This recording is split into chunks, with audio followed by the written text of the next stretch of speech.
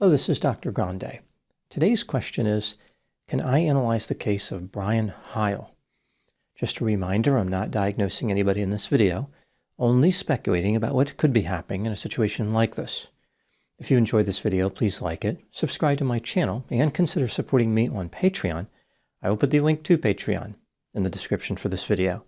First, I'll look at the background of this case, move to the timeline of the crime, then offer my analysis. Brian Hile was born on September 22, 1983, and lived in Fremont, Michigan. I was unable to find a photograph of Brian, even one taken by law enforcement. There are images out there from various sources that are labeled Brian Hile, but some of them are clearly one of the victims in this case, not of Brian. Other images are from sources that I do not find credible. It's ironic that reports on a case about the mislabeling of images contain a mislabeled image of a victim. Since December 2009, Brian Hile lived in a trailer with his grandmother, Virginia DeWitt.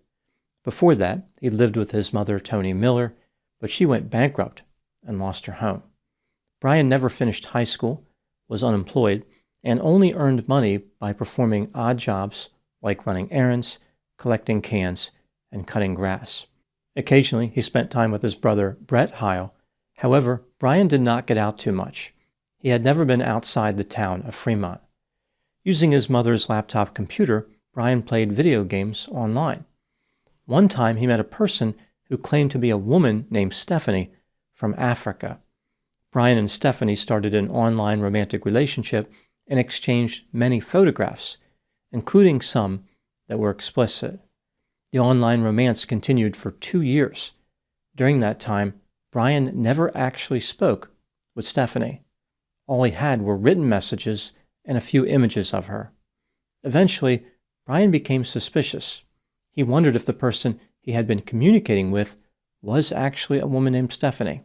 He asked Stephanie to confirm her identity, but was met with a refusal. When Brian searched the internet for the images he had received from Stephanie, he realized there were other people using the same photographs under different names. Brian had been the victim of a catfishing scheme.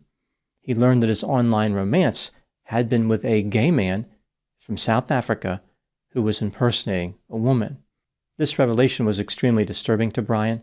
He was particularly upset that he had sent multiple photographs of his genitals to the man in South Africa.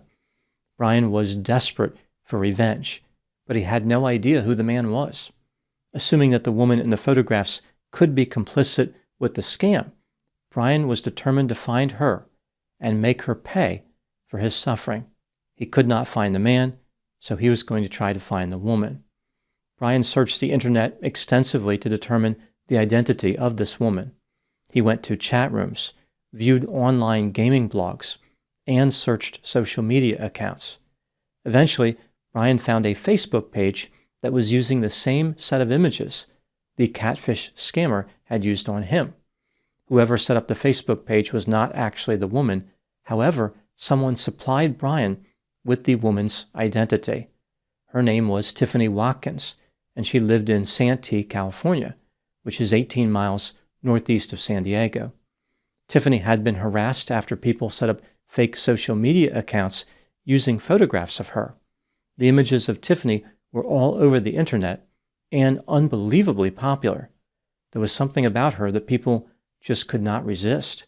Many rumors started about who Tiffany was and what she was doing. Her status on the internet was legendary, and it had its own mythology. She had even been recognized in public one time by someone who saw the same Facebook page, which led Brian to identifying her. Tiffany was not involved in the catfishing scheme. She had never met Brian and had no idea who he was. By hacking into Tiffany's email and Facebook accounts, Brian learned a lot of personal information about her. For instance, he knew the names of several of her family members and friends, and even found out the identity of her boyfriend, David Cranford.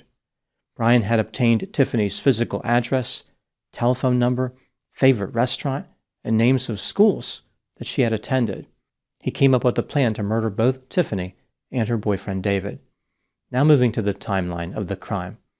On August 9, 2011, Brian Hile took a bus from Michigan to El Cajon, California, with the intent of murdering Tiffany and her boyfriend David. El Cajon is 3 miles south of Santee, California, where Tiffany lived. Brian lied to his family members and said that he was taking a bus to Texas to visit a friend he met online. On August 12th, Brian arrived in California. He made his way to Tiffany's residence, but she was not home. Tiffany and her boyfriend had been arguing, so she was at her sister's residence. Brian was not discouraged by this and remained in the area. Family members of Brian became concerned about him. His brother Brett flew to San Diego on August 14 in order to find Brian. This was going to be difficult because Brian did not have a cell phone. Brett printed out flyers containing Brian's image and showed them to people. Someone recognized Brian and directed Brett to look in downtown San Diego. Amazingly, Brett found Brian in the East Village neighborhood near downtown. Brian admitted that he had traveled to California to kill Tiffany and David. He showed his brother a notebook containing a list of names and addresses related to Tiffany. It also had a list of items Brian would need to carry out his homicidal plan, including a trench coat, rope, duct tape, mace, chloroform, a knife, and plastic zip ties. In the bag he was carrying, Brian had duct tape and zip ties, so he was part way to completing his collection.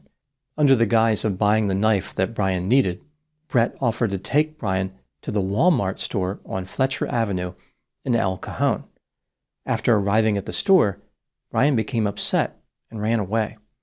Concerned about the safety of Tiffany and David, Brett called 911. When the police arrived, he showed them the notebook, the duct tape, and the zip ties which Brian had left behind. About 3 hours later, Brian returned to the Walmart store and the police arrested him. He was placed on a Health and Safety Code Section 5150 hold to be evaluated for mental health concerns. 4 days later, on August 18, Brian Hile was charged with 2 counts of interstate stalking. He was ruled not competent to stand trial, but later his competency was restored. In August 2013, Brian was found guilty and sentenced to the maximum penalty of 5 years in prison. He was released in 2016, but then something must have happened that landed him back in custody. He was released for the second time in 2021. Tiffany Watkins was highly distressed about this stalking incident, but was physically unharmed.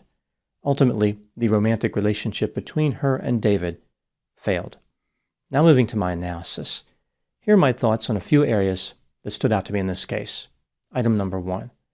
Brian's online relationship was extremely suspicious to those who knew him. When people saw the photographs of Tiffany, they knew that someone with her level of attractiveness would not be interested in Brian. He should have known that he was the target of a scam. Brian appeared to be very gullible and/or lost in a fantasy world. When he finally realized he was being scammed, Brian was extremely angry. The loss of romantic contact was not his primary concern. Rather, he was upset that a gay man had images of his genitals. Brian desperately wanted to get revenge on the offender. He told his grandmother something like he could kill this guy for doing that to him. Law enforcement officers were never able to identify the man in South Africa. Item number 2. Based on Brian's goal of getting revenge, targeting Tiffany and David did not make any sense. Initially, Brian thought that Tiffany could have been a conspirator, but eventually he concluded that she was probably not involved. Both Brian and Tiffany had been victims of the misuse of images. Tiffany's photographs had been used by impersonators, and images of Brian were in the hands of a scam artist. Despite understanding that she was probably innocent, Brian continued forward with his plan to make Tiffany suffer.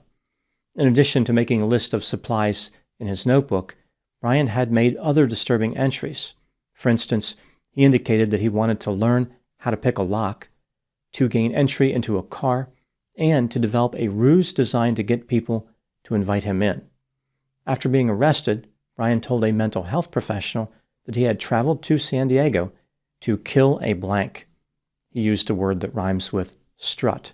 Brian specifically mentioned that he was going to attack Tiffany and David with a knife and then watch them die a slow and painful death.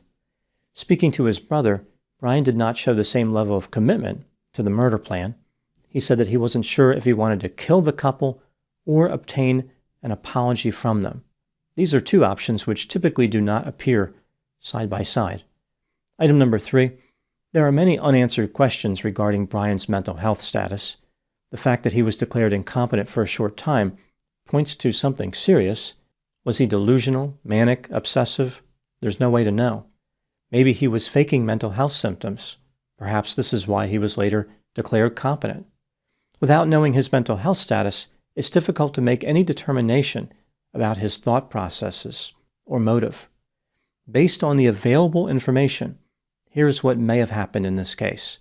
This is just a theory, my opinion. Brian was relatively isolated in Fremont, Michigan. He did not have romantic success and desperately wanted to communicate with a woman.